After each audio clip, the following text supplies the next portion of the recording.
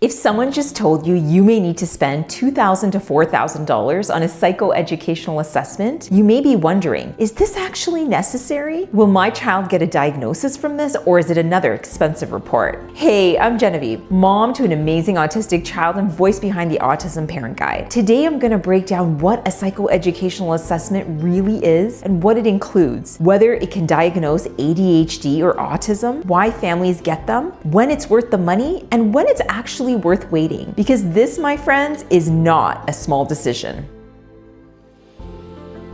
A psychoeducational assessment is a comprehensive evaluation completed by a registered psychologist. It typically includes cognitive ability, IQ testing, academic achievement, reading, writing, math, working memory, attention, processing speed, executive function, and sometimes emotional or behavioral functioning. This isn't just testing, it's a comprehensive evaluation of how your child's brain processes information. Think of it like a blueprint, not as a label. When you complete a psychoeducational assessment for your child, you do get a cognitive profile, clear strengths and weaknesses, processing insights, as well as specific actionable recommendations. For example, if your child has high verbal reasoning but low processing speed, homework needs to look different. Another example is if your child has strong reasoning but weak working memory, then school accommodations need to be met. At the end of the day, the psychoeducational assessment, if used properly, this report can become an advocacy blueprint. So when I first heard about a psychoeducational assessment, I wondered how it was different from a report card. If my child was struggling or having a hard time at school, wouldn't the school just tell me? Actually, a report card tells you how your child is performing, but a psychoeducational assessment tells you the why. A report card may say things like below grade level in reading, needs improvement in math, or struggles to sit still in class. But it doesn't tell you, is this a learning disability or giftedness? Is it ADHD or autism? Is processing speed affecting the output? Is working memory the bottleneck? Or is the curriculum mismatched to their cognitive ability? A report card, it measures outcomes, whereas a psychoeducational assessment, it tells you the cognitive processes that drive those outcomes. One tells you the result, the other tells you the mechanism or the why it's happening. And you need to know the why in order to advocate for your child effectively.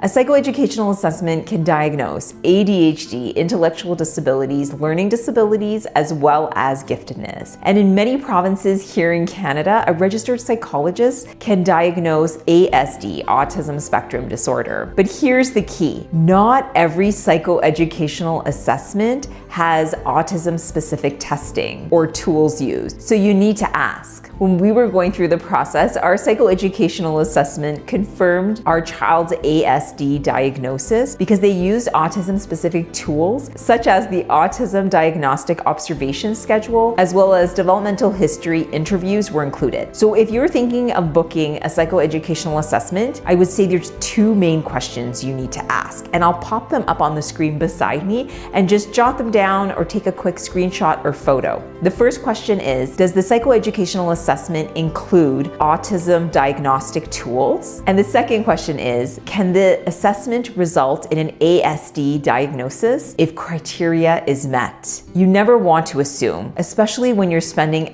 thousands of dollars to go through this process. I just wanted to take a quick pause here. If this video has helped you understand what a psychoeducational assessment actually is for your child and what it includes, hit the like and subscribe button. It helps tell YouTube that this content is important and gets it out to autism families that need it quicker.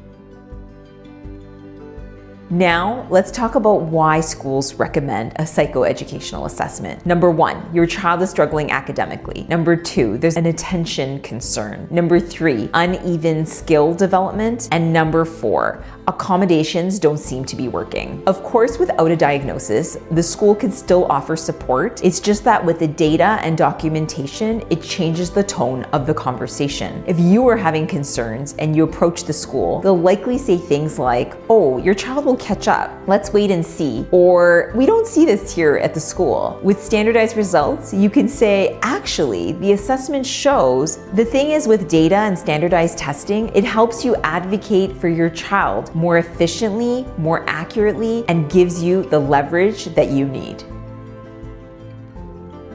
Private assessments cost anywhere from $2,000 to $4,000. If you're looking at autism-specific testing, it usually moves towards the higher end of that range. Of course, public assessments exist. However, the wait times are about 1 to 2 years depending on your province. So at the end of the day, this comes down to urgency versus finances.